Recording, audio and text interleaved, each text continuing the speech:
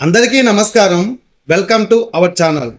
ఈరోజు టాపిక్ ఏంటంటే భగవంతుణ్ణి పొందడం ఎలా, భగవంతుణ్ణి పొందితే మనకు ఏమొస్తుంది అనే దాని గురించి తెలుసుకుందాం.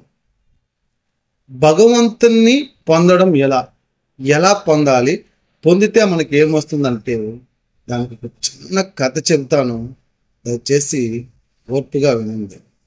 అది ఏంటంటే, ఒక రాజ్యంలో ఒక రాజు ఒక ప్రకటన అనేది ప్రకటించారు.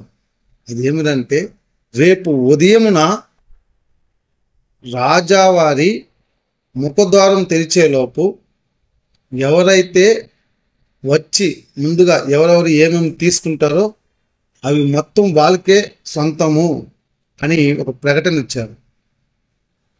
అది విన్న ప్రజలు రేపు ఉదయము మనమేపై ముందు ఇది తీసుకోవాలి, బంగారము, వజ్రాలు, ఇంకా ఏవో వాళ్ళు కోరుకునేది, వాళ్ళు పట్టు చీరలు, వైడూర్యాలు, ఇలా మనులు, మాణిక్యాలు, ఏవైతే అవి రాజ్యంలో ఉన్నాయో అవి తీసుకోవాలనేసి నైట్ పూటే వెళ్ళేసి ఆ ముఖద్వారం వద్ద నిల్చున్నారు. అలా కూర్చున్నారు. అక్కడ కూర్చున్న తర్వాత ఎలాగో ఉదయం అయింది. ఉదయం అయి ముఖద్వారం తెరిచారు. తెరిచిన వెంటనే ఈ రాజ్యంలోని ప్రజలంతా పరుగులెట్టారు. అందరూ పరుగుల మీద పరుగులు, నాకా నీకా నాకా నీకని పరిగెత్తి ఎవరికి కావాల్సిన వాళ్ళు తీసుకుంటా ఉంటే రాజు వచ్చి సింహాసనంలో కూర్చొని వాళ్ళని చూసి నవ్వుకుంటా ఉన్నాడు. నవ్వుకుంటుండగా అతని వైపుగా ఒక చిన్న పాప నడుచుకుంటూ వస్తూ ఉంది. ఆ రాజుగారు ఆ పాపను చూసి, ఏంద్ర పాప మన వైపు వస్తూ ఉంది, ఎందుకు అనేసి అనుకున్నాను. సరే, ఆ పాప వచ్చి మెల్లగా అడుగులు వేస్తూ రాజు దగ్గరికి వెళ్ళి రాజుగారిని తాకింది. దీన్ని బట్టి మీకు ఏమర్థమైంది? ముఖద్వారం దాటి వచ్చి ఈ రాజ్యంలో ఎవరు ఏది తాకితే ఇది మీకే అని చెప్పారు కదా రాజుగారు. ఆ పాప ఆ రాజుగారిని తాకింది అంటే ఆ ఆస్తి పాస్తుల మీద మొత్తం సర్వ హక్కులు ఆ పాపకి చెందుతుంది. ఎందుకంటే ఆ రాజ్యం రాజుది కదా. ఆ రాజు ఆ అమ్మాయి సొంతమైనప్పుడు ఆ రాజ్యం అంతా కూడా ఆ పాపకే సంబంధించింది కదా.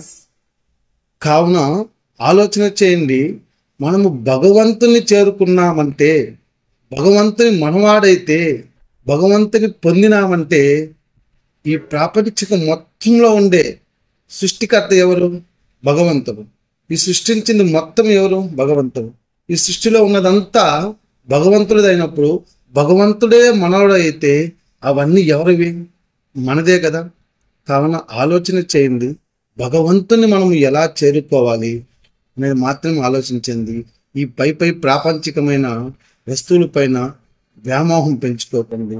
ఏది ఇక్కడ శాశ్వతం కాదు, భగవంతు నామస్మరణ మాత్రమే శాశ్వతం అనేది ప్రతి ఒక్కరు తెలుసుకొని భగవంతుని స్మరించండి. మీరు కూడా ధన్యులు కండి. ఈ యొక్క వీడియో మీకు నచ్చుంటే లైక్ చేయండి. అలాగే మీరేమనుకుంటున్నారు కామెంట్ చేయండి. అలాగే ఇంకా కొత్తగా ఎవరి ఛానల్ చూస్తూ ఉంటే సబ్స్క్రైబ్ చేసుకోండి. మరొక మంచి వీడియోతో మళ్ళీ కలుద్దాం. జై హింద్.